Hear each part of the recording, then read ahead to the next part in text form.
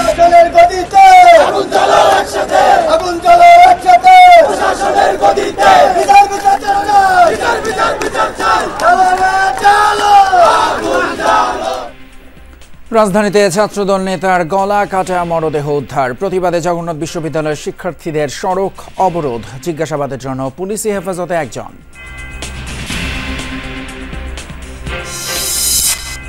দাহ্য পদার্থের কারণে প্রায় ২৭ ঘন্টা লাগলো বিমানবন্দরের আগুন নেভাতে। ধীরে ধীরে স্বাভাবিক হচ্ছে ফ্লাইট চলাচল, শত কোটি টাকা ক্ষতির শঙ্কা।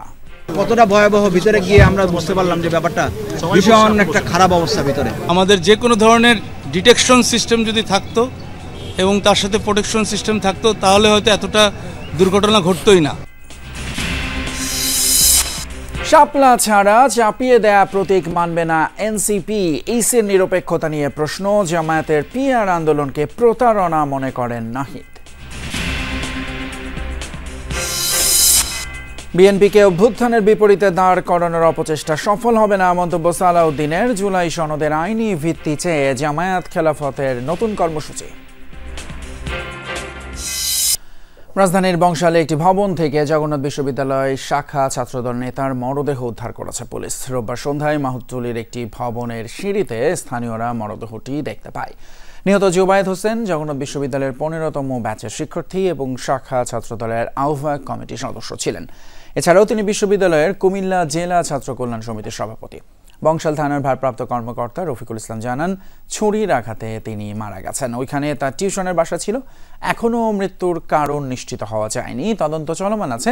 নিহত জুবায়েদের ছাত্রীকে পুলিশি হেফাজতে নেওয়া হয়েছে।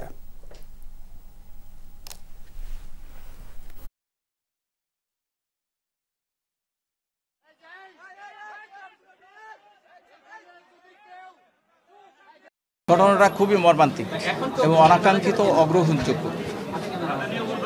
আমাদের এই ছাত্র সম্পর্কে কোনো রকম খারাপ ধারণা কোথাও আমরা পাইনি। সে অনেক ভালো ছিল। আমরা চাই যে দ্রুত যারা অপরাধী তারা শনাক্ত এবং আইনের আওতায় আসুক। বাংলাদেশের আইন শৃঙ্খলা রক্ষাকারী বাহিনী যে নির্লিপ্ততা এবং দেশের আইন শৃঙ্খলা পরিস্থিতি ভেঙে পড়েছে, আমরা সেটা বারবারই বলেছি। অতীতেও দেখেছেন আমরা পারভেজকে হারিয়েছি, সাম্যকে হারিয়েছি। তো দেখা যাচ্ছে ছাত্রদলের নেতাকর্মীরা বারবার ভিকটিম হচ্ছে। আসার পরে সিঁড়ির সামনে একটা চাকু, এই চাইনিজ চাকু, সেটা হচ্ছে উদ্ধার করলো। সেটা উদ্ধার করার পরে আমরা ওনাকে নিয়ে যখন সিঁড়ি দিয়ে উঠলাম তখন আমি দেখলাম যে দেহটা উল্টো হয়ে পড়ে আছে। ছুরিকাঘাত গেটের বাইরে করা হয়েছে এবং তিনি মানে হন্তদন্ত হয়ে তিনি উপরে উঠছিলেন সিঁড়ি বেয়ে এবং বিভিন্ন দরজায় টোকা দিয়েছেন মানে বাঁচার আকুতি নিয়ে, কিন্তু কেউ জন্য দরজা খোলেন নাই। ঘটনাস্থলে আছেন এই মুহূর্তে সহকর্মী শামীম রেজা, আরও বিস্তারিত জানাচ্ছেন তিনি। শামীম, এই মুহূর্তে শিক্ষার্থীদের যে বিক্ষোভ চলছে সেটার কি অবস্থা, কি বলছেন তারা, আর হত্যার কারণ সম্পর্কে প্রাথমিকভাবে কি পুলিশ কিছু জানতে পেরেছে, একটু জানাবেন। হ্যাঁ তিতুমির, কিছুক্ষণ আগে আসলে সন্দেহভাজন জুবায়েদের যে শিক্ষার্থী ছিলেন তাকে থানায় আনা হয়েছে। তবে তার আগে থেকে জুবায়েদের সহপাঠী এরা থানার সামনে এসে আসলে বিক্ষোভ প্রদর্শন করছেন। এখনও তাদের সেই বিক্ষোভ প্রদর্শন অব্যাহত আছে। তারা বলছেন যে ছাত্রদল নেতা জুবায়েদ হোসেন হত্যায় যারা জড়িত আছেন তাদেরকে অবিলম্বে আটক করতে হবে এবং তারা বারবারই আসলে অভিযোগ করছিলেন যে ছাত্রদল নেতা জুবায়েদ দীর্ঘ ৬ ঘন্টারও বেশি সময় আসলে সিঁড়ির উপরে পড়েছিলেন রক্তাক্ত অবস্থায় এবং এই দীর্ঘ সময়ে আসলে প্রশাসনের নিষ্ক্রিয়তার কথা তারা বলছেন বারবারই। তারা বলছেন যে প্রশাসনের নিষ্ক্রিয়তার কারণেই আসলে দীর্ঘ সময় এই মরদেহ ওই সিঁড়িতেই পড়েছিল, এমনটাই অভিযোগ করছেন তারা। তবে ইতিমধ্যে আমি এখানে পৌঁছানোর পরপরই আসলে 12টার দিকেই আসলে সন্দেহভাজন সেই জুবায়েদের সেই ছাত্রীকে আসলে থানায় আনা হয়েছে এবং আমরা সেই গাড়ির পিছনেই বেশ কিছুক্ষণ আসি এবং তাকে আসলে এই মুহূর্তে থানাতেই রাখা হয়েছে এবং জিজ্ঞাসাবাদ করছেন। আমরা পুলিশ কর্মকর্তার সাথেও কথা বলেছি। আনুষ্ঠানিকভাবে অবশ্য এই বিষয়ে পুলিশ কর্মকর্তারাও কথা বলছেন না, তবে আমরা যতটুকু ইতিমধ্যে জানতে পেরেছি তারা আসলে এখনো পর্যন্ত তারা শিওরভাবে বলছেন না যে প্রেম ঘটিত কোনো হত্যাকাণ্ড কিনা। তবে তারা বলছেন যে ঘটনায় যাই হোক না কেন যে তারা আসলে মূল ঘটনা তদন্ত করার চেষ্টা করছেন এবং তাদের সব কর্মকর্তারা এটা নিয়েই ব্যস্ত আছেন এমনটাই আমাদেরকে জানাচ্ছিলেন। এবং এখানকার শিক্ষার্থীদের সাথেও আমরা কথা বলেছি যে শিক্ষার্থীরা আসলে বারবারই বলছিলেন যে ছাত্রদল নেতা জুবায়েদ আসলে বিশ্ববিদ্যালয়ের সব যৌক্তিক আন্দোলনেই তিনি সব সময় সামনের সারিতে থেকেই নেতৃত্ব দিয়েছেন। তার এই চলে যাওয়াটা তারা কিছুতেই মেনে নিতে পারছেন না। তারা বলছেন যে তার মতো একজন সহজ সরল ব্যক্তিরও যে শত্রু থাকতে পারে এটা তারা বিশ্বাস করতে পারছেন না। তার যারা সহপাঠীরা এখানে এসেছেন তারা এমনটাই দাবি করছেন এবং তারা বলছেন যে এখন পর্যন্ত পুলিশের যে নিষ্ক্রিয়তার কথা তারা বারবারই বলছেন যে এত বড় একটা ঘটনা হয়ে গেল, কিন্তু এই দীর্ঘ সময় অতিবাহিত হওয়ার পরেও আসলে পুলিশ যে ঘটনাস্থলে পৌঁছাতে এত সময় বা কালক্ষেপণ করলো এটা তারা কোনোভাবেই মেনে নিতে পারছেন না। এবং সামগ্রিকভাবে দেশ জুড়ে আইনশৃঙ্খলা পরিস্থিতির যে অবনতি হয়েছে সেটা খুব দ্রুতই তারা বলছেন আইনশৃঙ্খলা পরিস্থিতি যাতে উন্নতি হয় সে বিষয়ে সরকারের আশু পদক্ষেপ কামনা করছেন। একই সাথে জুবায়েদের হত্যার সুষ্ঠু তদন্তের মাধ্যমে প্রকৃত দোষীদের শাস্তি দাবি করছেন শিক্ষার্থীরা। ধন্যবাদ শামীম। জগন্নাথ বিশ্ববিদ্যালয়ের ছাত্র হত্যার ঘটনায় বংশাল থানার সামনে থেকে জানাচ্ছিলেন বিস্তারিত। শাহজালাল আন্তর্জাতিক বিমানবন্দরের কার্গো কমপ্লেক্সের আগুনে $100 কোটি বেশি ক্ষয়ক্ষতির অনুমান করছে বিজিএমইএ। দুপুরে ঘটনাস্থল পরিদর্শন করে গণমাধ্যমকে এই কথা জানান পোশাক মালিক সংগঠনটির নেতারা। তারা বলছেন বিমানবন্দরের নিরাপত্তায় আরও দায়িত্বশীল হতে হবে সরকারকে। অন্যদিকে কার্গো কমপ্লেক্সের আগুন নির্বাপনে বিলম্বের অভিযোগ আমলে নিয়ে সরকার কাজ করছে বলে জানিয়েছেন বাণিজ্য এবং বিমান উপদেষ্টা শেখ বশির উদ্দিন। বলেছেন আগামী 3 দিন সব নন স্কেজুয়াল ফ্লাইটের ভ্যাট ট্যাক্স মওকুফ করা হবে। দুপুর 1:15টায় লাগা আগুন জ্বলছে রাত 9টা পর্যন্ত। বিমানবন্দরের নিজস্ব ফায়ার ব্রিগেড, ফায়ার সার্ভিস, সশস্ত্র বাহিনীর প্রায় 8 ঘন্টা চেষ্টায় নিয়ন্ত্রণে আনা হয় আগুন। রোববার সকালেও বিমানবন্দরের আকাশে দেখা যায় কালো ধোঁয়া। তা ঘিরেই ছিল দিনভর ফায়ার সার্ভিস কর্মীদের ব্যস্ততা আর ছোটাছুটি। এদিন সিএন্ডএফ এজেন্ট ও আমদানিকারকরা জড়ো হন পুড়ে যাওয়া কার্গো কমপ্লেক্স এলাকায়। অগ্নিকাণ্ডকে পরিকল্পিত অভিযোগ করে দায়ীদের শাস্তি ও বিকল্প গুদাম চালুর দাবি জানায় ঢাকা কাস্টমস এজেন্টস অ্যাসোসিয়েশন। পরিকল্পিতভাবে দেশের শিল্প কারখানা, আমদানি রপ্তানি খাত এবং সামগ্রিক অর্থনৈতিক কর্মকাণ্ডকে ক্ষতিগ্রস্ত করে জাতীয় অর্থনৈতিক অচল করার একটি নীল নকশার অংশ এটা হইতে পারে। এমন আশঙ্কা বাংলাদেশের বাণিজ্য, নিরাপত্তা, অর্থনৈতিক স্থিতিশীলতার জন্য গভীর হুমকি সৃষ্টি করছে। দুপুরে ক্ষতিগ্রস্ত কার্গো টার্মিনাল পরিদর্শন করেন বিজিএমইএর প্রতিনিধিরা। সরকারকে আরও দায়িত্বশীল হওয়ার আহ্বান জানান তারা।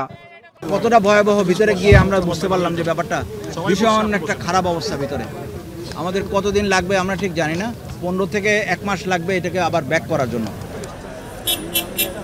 একই সময়ে ঘটনাস্থল পরিদর্শনে আসেন বাণিজ্য ও বিমান উপদেষ্টা শেখ বশির উদ্দিন। বলেন আগুন নির্বাপনে বিলম্বের যে অভিযোগ আসছে তা আমলে নিয়ে কাজ করছে সরকার। 30 সেকেন্ডের মধ্যে আমাদের নিজস্ব অগ্নি নির্বাপন যে সংস্থা রয়েছে তারা আগুনকে অ্যাপ্রোচ করেছে। সো এরপরেও যত ধরনের অভিযোগ এসছে এটা আমলে নিয়ে আজকে যে আন্তঃমন্ত্রণালয়ের সভা হবে কিছুক্ষণ পরে, এখানে সকল বিষয় শুধু আমাদের না, অন্য মন্ত্রণালয় এবং গোয়েন্দা সংস্থার তথ্য বিশ্লেষণ করে আমাদের প্রয়োজনীয় সিদ্ধান্ত আমরা নেব। উপদেষ্টা জানান এই অগ্নিকাণ্ডের ঘটনায় মোট 21টি ফ্লাইট বাতিল ও অন্য বিমানবন্দরে ডাইভার্ট করা হয়েছে। আগামী 3 দিন যেসব নন শিডিউল ফ্লাইট আসবে তাদের ভ্যাট ট্যাক্স মওকুফ করার কথাও জানান উপদেষ্টা। আমরা একটা অর্ডার ইস্যু করেছি যার মাধ্যমে আগামী 3 দিন যত নন শিডিউল এক্সট্রা ফ্লাইট আসবে তার সমস্ত রকম মাশুল এবং তার সমস্ত রকম খরচ আমরা মওকুফ করে দিয়েছি। ব্যবসায়ীদের ক্ষতিপূরণের বিষয়টি দেখা হচ্ছে জানিয়ে বাণিজ্য উপদেষ্টা বলেন অগ্নিকাণ্ডে ক্ষয়ক্ষতির পরিমাণ নির্ধারণে চেষ্টা চলছে। যারা ক্ষতিগ্রস্ত হয়েছেন তাদের ইন্স্যুরেন্স কভারেজ কি আছে, আমাদের এয়ারপোর্টের ইন্স্যুরেন্স কভারেজ কি আছে, এই সকল কিছুকে। ফয়সাল মাহমুদ, যমুনা নিউজ, ঢাকা। এদিকে প্রায় 27 ঘন্টা পর শাহজালাল আন্তর্জাতিক বিমানবন্দরের কার্গো কমপ্লেক্সের আগুন পুরোপুরি নেভানো সম্ভব হয়েছে। কার্গো কমপ্লেক্সে প্রত্যক্ষ বা পরোক্ষ ডিটেকশন এবং প্রোটেকশন সিস্টেম না থাকায় আগুন নিয়ন্ত্রণে বেগ পেতে হয়েছে বলে জানিয়েছেন ফায়ার সার্ভিসের পরিচালক লেফটেন্যান্ট কর্নেল মোহাম্মদ তাজুল ইসলাম চৌধুরী।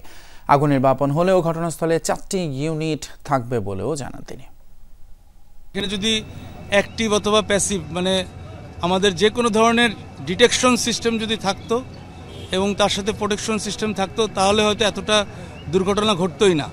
তো এই ধরনের কোনো বিষয় আমরা এখানে পাইনি, যার কারণে আমাদেরও বেগ পেতে হচ্ছে, আমাদেরও তদন্ত করে বের করতে হবে আসলে কখন কিভাবে এই আগুনটা ধরে।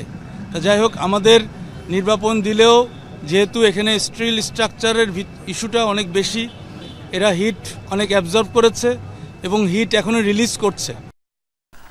শাপলা ছাড়া চাপিয়ে দেয়া কোনো প্রতীক মানবে না এনসিপি। প্রতীক পছন্দের শেষ দিন কমিশনের সাথে আলোচনা শেষে কথা জানিয়েছেন দলটির দক্ষিণাঞ্চলের মুখ্য সংগঠক হাসনাত আব্দুল্লাহ। নির্বাচন কমিশনের আচরণ কার্যক্রমে মধ্যযুগীয় স্বেচ্ছাচারিতা দেখা যাচ্ছে বলে অভিযোগ করে দলটি। এই কমিশনের অধীনে আদৌ সুষ্ঠু নির্বাচন হবে কিনা তা নিয়েও জানানো হয় শঙ্কা। অন্যদিকে নির্বাচন কমিশনার আনোয়ারুল ইসলাম বলেছেন, আইন এবং বিধি অনুযায়ী প্রতীকের তালিকায় শাপলা না থাকায় তা এনসিপিকে দেয়া যাচ্ছে না। রাজনৈতিক দল হিসেবে এনসিপির নিবন্ধন পাওয়ার বিষয়টি চূড়ান্ত পর্যায়ে, কিন্তু এরই মধ্যে প্রতীক নিয়ে ইসির সাথে চলছে টানাপোড়েন। কয়েক দফায় দেয়া হয় চিঠি, হয়েছে বৈঠকও। সুরাহা না হওয়ায় রোববার প্রতীক বাছাইয়ের শেষ দিন সকালে আবারও কমিশনে আসে এনসিপির 4 সদস্যের প্রতিনিধি দল।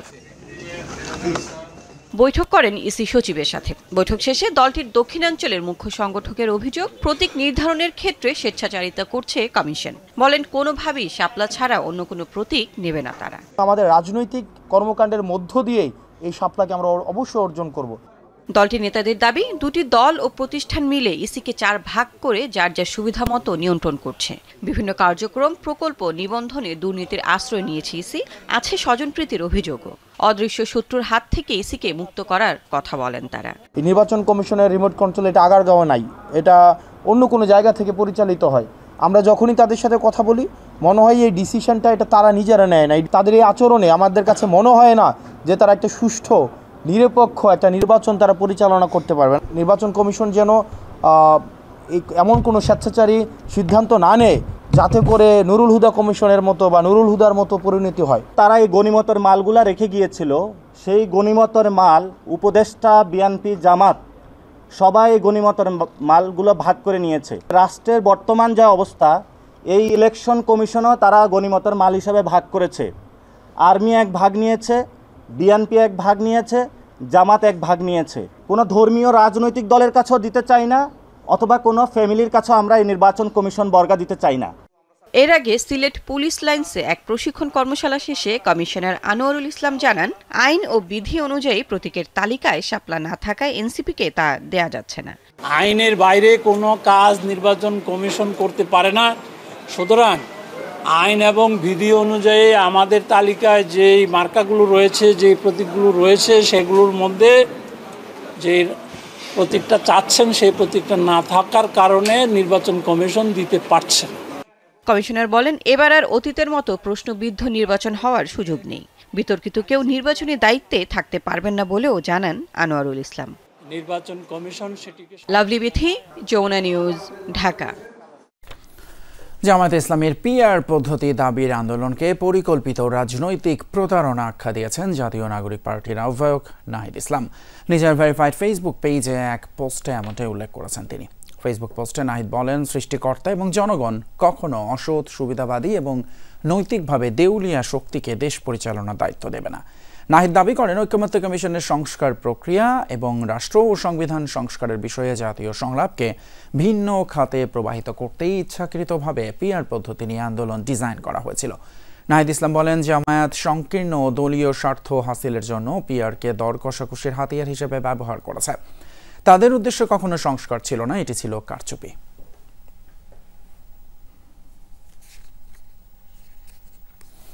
বিএনপিকে জুলাই গণঅভ্যুত্থানের বিপরীতে দাঁড় করানোর কোনো চেষ্টা সফল হবে না বলে মন্তব্য করেছেন দলটির স্থায়ী কমিটির সদস্য সালাউদ্দিন আহমদ। গুলশানে দলের চেয়ারপারসনের কার্যালয়ে সংবাদ সম্মেলন করেন বিএনপির স্থায়ী কমিটির সদস্য সালাউদ্দিন আহমদ। ক্ষমা চাওয়ার বিষয়ে নাহিদ ইসলামের বক্তব্যকে স্বাগত জানিয়ে তুলে ধরেন নিজের অবস্থান। বলেন, বিএনপিকে জুলাই গণঅভ্যুত্থানের বিপরীতে দাঁড় করানোর কোনো চেষ্টা সফল হবে না। এদিন দুপুরে নয়াপল্টনে দলের কেন্দ্রীয় কার্যালয়ে সংবাদ সম্মেলনে বিএনপি সিনিয়র যুগ্ম মহাসচিব রিজভী আহমেদ ফ্যাসিবাদ বিরোধী সব রাজনৈতিক দলকে জুলাই সনদে স্বাক্ষরের আহ্বান জানান। জুলাই অভ্যুত্থানের সাথে জড়িত ব্যক্তি, সংগঠন এবং শক্তিদের সম্মানিত করার চেষ্টা করেছি, যাতে কোনো ক্রমেই কেউ যেন জুলাই যোদ্ধাদেরকে এই সমস্ত কর্মকাণ্ডের জন্য, উচ্ছৃঙ্খল কর্মকাণ্ডের জন্য অভিযুক্ত না করতে পারে এবং তাদের সম্মানহানি না হয়। আমার পথেই বেশি ঝোল ঢালতে হবে, এই নীতি, এই পলিসি থাকলে কখনোই গণতন্ত্র ফলপ্রসূ হবে না। সেই স্পিরিট লালন করে মবক্রেসি থেকে আমাদের সরে আসতে হবে।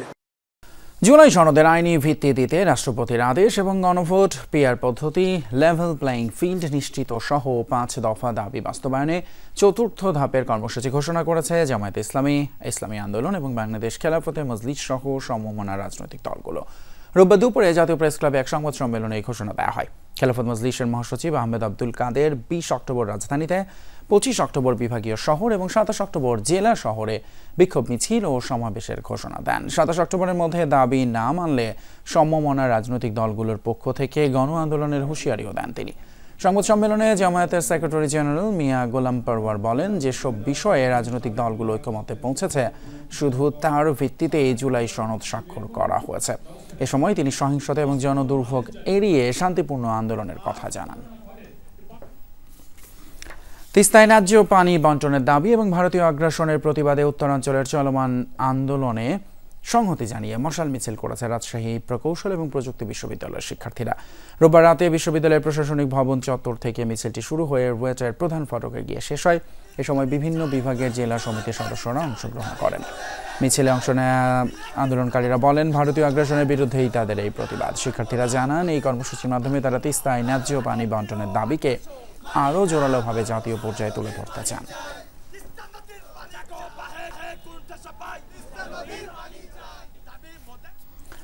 বাংলাদেশে পোশাক শিল্পের বীজ বপনে দক্ষিণ কোরিয়ার প্রতিষ্ঠানগুলো সহযোগী ভূমিকা পালন করেছে বলে জানিয়েছেন দেশটির রাষ্ট্রদূত park young sick.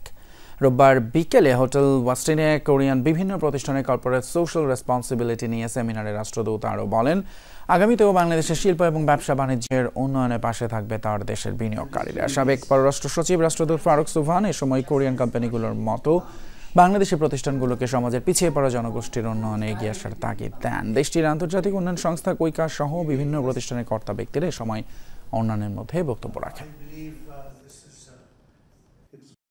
Korean companies have contributed not only to promoting trade and investments, but also to the development of Bangladesh industry and infrastructure over the last. সারা দেশে পালিত হচ্ছে সনাতন ধর্মাবলম্বীদের শ্মশান দীপাবলি উৎসব। বরিশালে রোববার সন্ধ্যা থেকে হাজারো মানুষ অংশ নেন ধর্মীয় আচার অনুষ্ঠানে।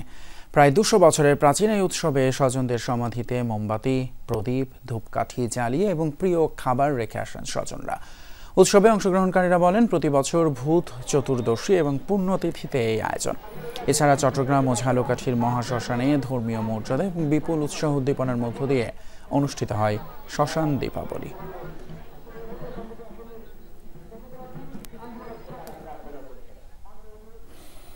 আন্তর্জাতিক এবার যুদ্ধবিরতির মাঝেই গাজায় ভয়াবহ বিমান হামলা চালিয়েছে ইসরায়েল। এতে প্রাণ হারিয়েছেন কমান্ডার সহ কাশেম ব্রিগেডের 6 সদস্য। স্থানীয় সূত্রের বর্ডার দিয়ে বিবিসি জানিয়েছে, মধ্য গাজার আল জাওয়াইদা শহরে এই হামলায় মারা গেছেন হামাসের সশস্ত্র শাখার সদস্যরা। নিহতদের মধ্যে রয়েছেন ইয়াহিয়া আল মাবহুহ, যিনি ছিলেন জাবালিয়া ব্যাটালিয়নের এলিট ইউনিটের কমান্ডার। শহরের সমুদ্র তীরবর্তী এলাকার একটি ছোট্ট সি বিচ ক্যাফে লক্ষ্য করে চালানো হয় এই হামলা। অন্যদিকে দক্ষিণ গাজায় নতুন করে সিরিজ আক্রমণ শুরু করেছে নেতানিয়াহু বাহিনী। চালানো হচ্ছে একের পর এক বিমান হামলা। এক বিবৃতিতে এই কথা স্বীকার করেছে আইডিএফ। এছাড়া বন্ধ করেছে ত্রাণবাহী ট্রাকের প্রবেশ। তারা বলছে, হামাসের সন্ত্রাসী ঘাঁটি এবং স্থাপনাকে লক্ষ্য করেই চালানো হচ্ছে এই হামলা। এ ছিল আমাদের যমুনা নিউজ এখনকার আয়োজন। এতক্ষণ সাথে থাকার জন্য ধন্যবাদ আপনাদের সবাইকে।